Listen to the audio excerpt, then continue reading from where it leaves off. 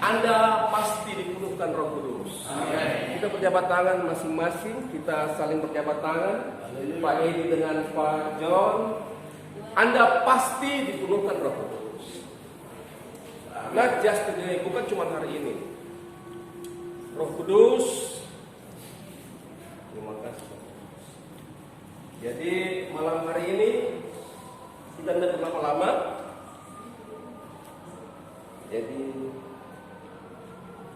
ya puji Tuhan, kembali kita di tempat ini untuk selama 10 hari kita akan berdoa bersama-sama. Nyalain ini ya? Sudah benar kamu? Saya minta maaf saudara-saudara karena ini adalah tugas kampus, jadi saya harus melaksanakan. Malam hari ini hari ke-8 ya. Jadi kita akan masih berjalan terus sampai dengan 10 hari. Pentakosta, hari Minggu. Pentakosta adalah hari ke-50.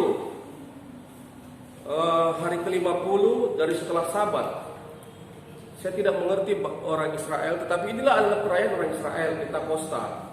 Yaitu mereka merayakan, jadi Pentakosta ini seluruh dunia orang Yahudi itu akan pulang. Jadi seperti saya ini kan ada tahu Yahudi itu sedikit. Kalau misalkan hari Pentakosta itu saya harus pulang ke Yerusalem, kalau sekarang ini Palestina. Kita harus pulang ke Israel untuk merayakan Pentakosta, hari ke-50, untuk mengenang bagaimana kita keluar dari tanah Mesir. Kita berjalan melewati Laut Kulsum, kita berjalan melewati padang gurun sampai kita masuk tanah Kanaan, sampai kita bisa bercocok tanam di tempat yang Tuhan berikan. Itulah hari Pentakosta. Jadi ucapan syukur. Nah, malam hari ini kita tidak membahas itu. Kita akan membaca satu ayat di dalam masih di dalam Kisah Rasul, pasalnya yang kedua. Kisah Rasul pasalnya yang kedua, ayatnya yang ke-41. Kalau ada yang sudah dapat, Kisah Rasul pasal yang kedua ayat ke-41. Kalau ada yang sudah dapat bisa bacakan langsung. Haleluya. Kisah Rasul pasal yang kedua ayat 41. Orang-orang yang menerima perkataannya itu memberi diri dibaptis, dan pada hari itu jumlah mereka bertambah kira-kira 3.000 jiwa.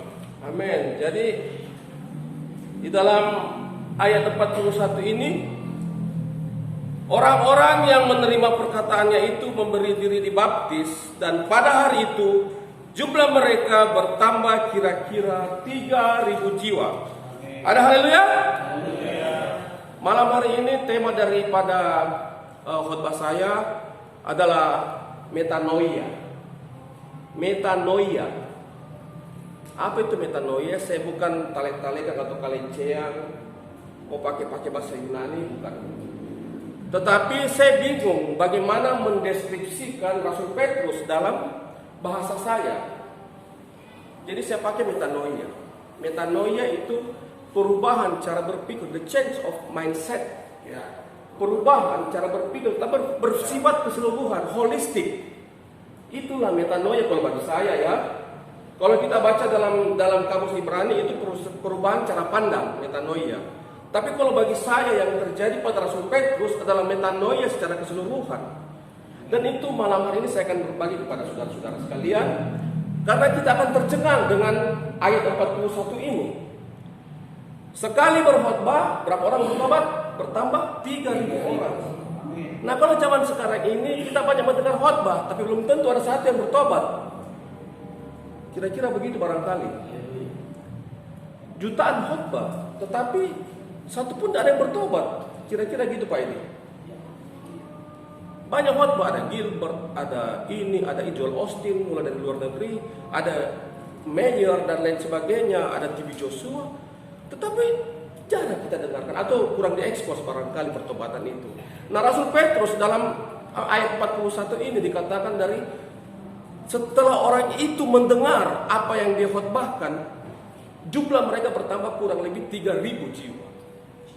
Apa yang terjadi dengan Rasul Petrus sehingga dia bisa melaksanakan ini? Siapa Rasul Petrus yang sebenarnya? Rasul Petrus adalah seorang dari 12 murid, 12 rasul. Dia adalah seorang rasul yang pada saat Tuhan Yesus meninggalkan mereka karena terangkat ke surga, Rasul Petrus yang menjadi pemimpin mereka. Dia juga yang memimpin 120 orang untuk berdoa di atas loteng. Jadi dulu gereja saudara-saudara itu bukan gereja seperti sekarang ini. Gereja zaman dulu itu adalah gereja yang tanpa tembok, gereja yang numpang di rumah orang. Kepenuhan Roh Kudus itu terjadi di atas kamar loteng, bukan kamar loteng yang bagus. Kalau kamar lotengnya Pak John barangkali agak bagus.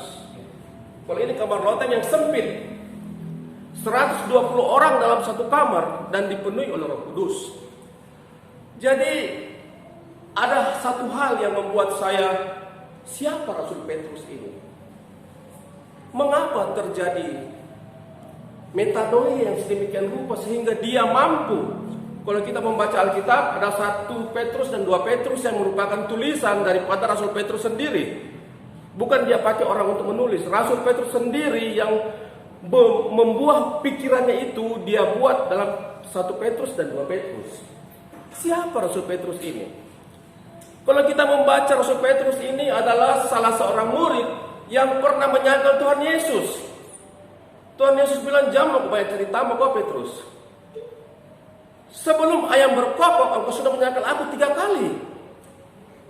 Siapa Rasul Petrus? Tapi itu waktu belum dipenuhkan Roh Kudus. Jadi pada saat terjadinya Kisah Rasul 2 itu, Rasul Petrus dipenuhkan oleh Roh Kudus. Dan dia berkhotbah di depan orang banyak. Yang dikatakan waktu itu seluruh dunia orang bangsa Yahudi berkumpul di Yerusalem untuk merayakan Pentakosta. Rasul Petrus berkhotbah luar biasa, saudara-saudara. Khotbahnya itu kita mulai eksegese dari ayat 1, 2, 3, 4, 5 dan seterusnya. Yang berakibat terjadi pasal ayat 41, 3.000 orang bertobat. Apa yang terjadi dengan Rasul Petrus? Dia dipenuhkan oleh Roh Kudus. Dia dipenuhkan oleh Roh yang Kudus, pneuma. Terjadi perubahan mindset yang luar biasa. Jadi waktu saya cari apa ini, bukan mindset, bukan juga metanoia. Terjadi perubahan holistik daripada Rasul Paulus sampai pada waktu dia meninggal, diputuskan bunuh itu Petrus, cari dia dan bunuh.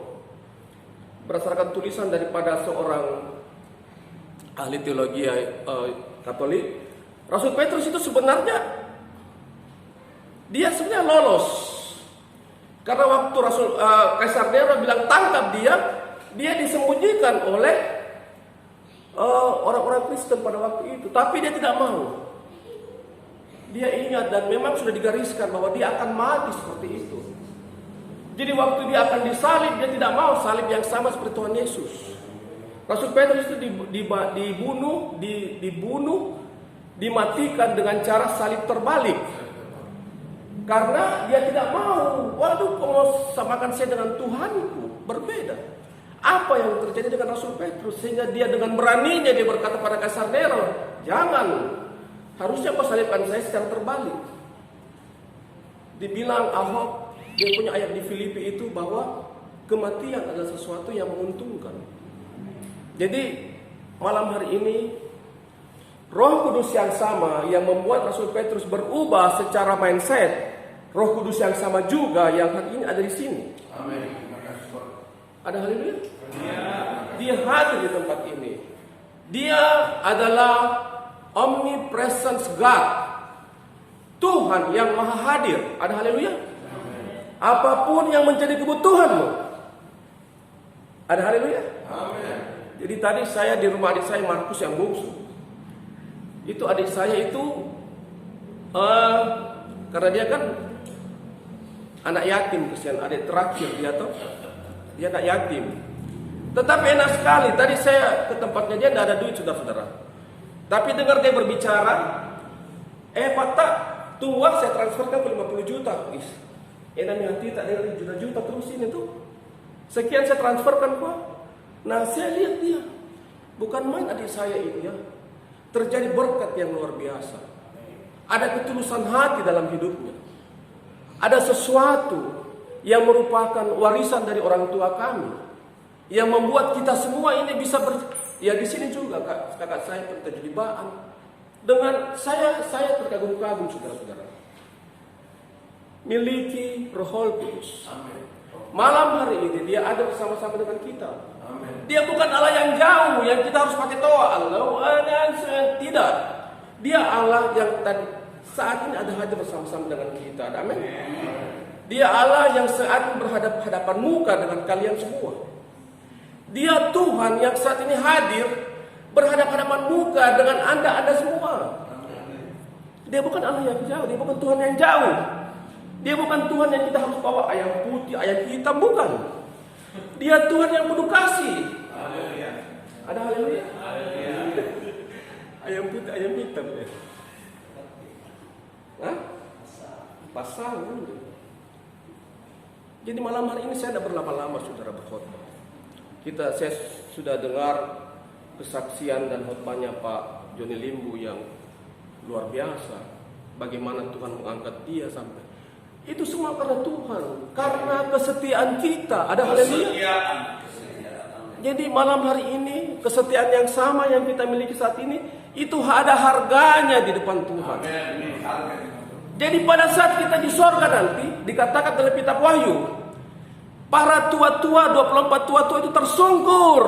Dia lempar mahkotanya karena tidak ada arti itu mahkota. Kenapa tidak ada arti? Karena yang kita ketemu itu dia. Ada haleluya. Saya tidak berlama-lama berkhotbah. Mari kita tundukkan kepala. Kita datang pada Roh Kudus. Saat malam hari ini dia ada bersama-sama dengan kita. Dia ada berhadapan muka di hadapanmu.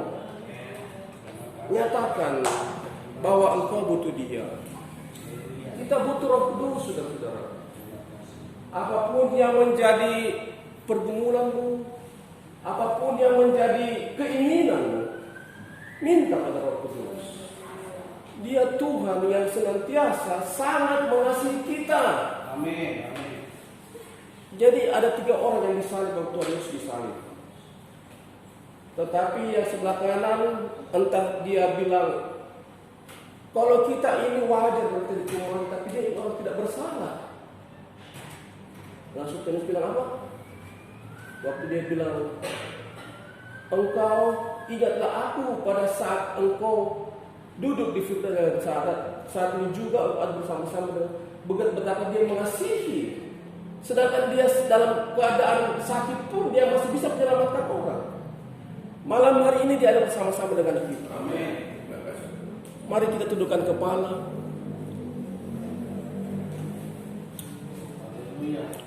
Urapilah kami dengan hadiah baru, penuhilah kami. Minta Roh Kudus memenuhi hidupmu supaya terjadi perubahan dalam cara hidup kami.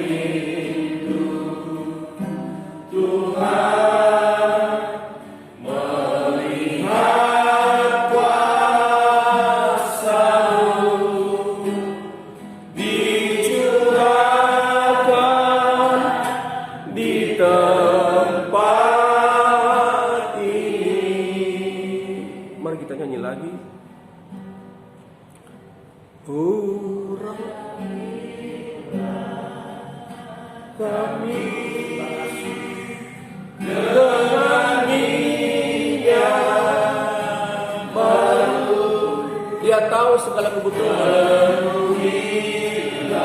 Dia tahu apa yang menjadi persoalan hidupmu.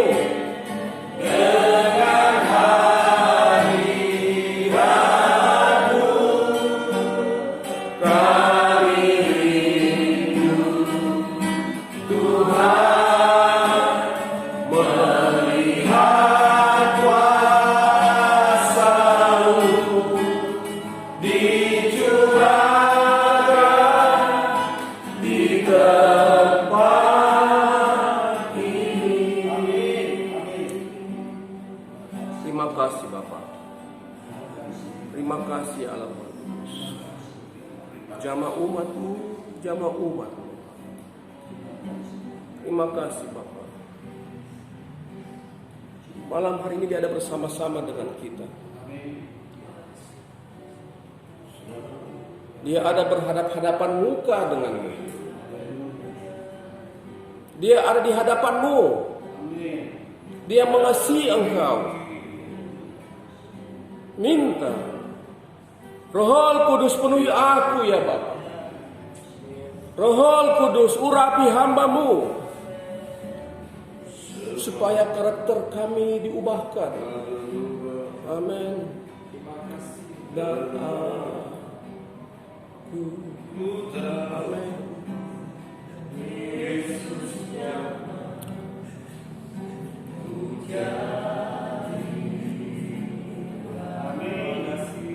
Malam ke-8 malam ini.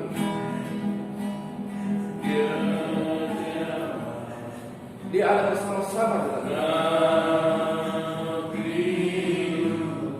Panggil dia. Bapak.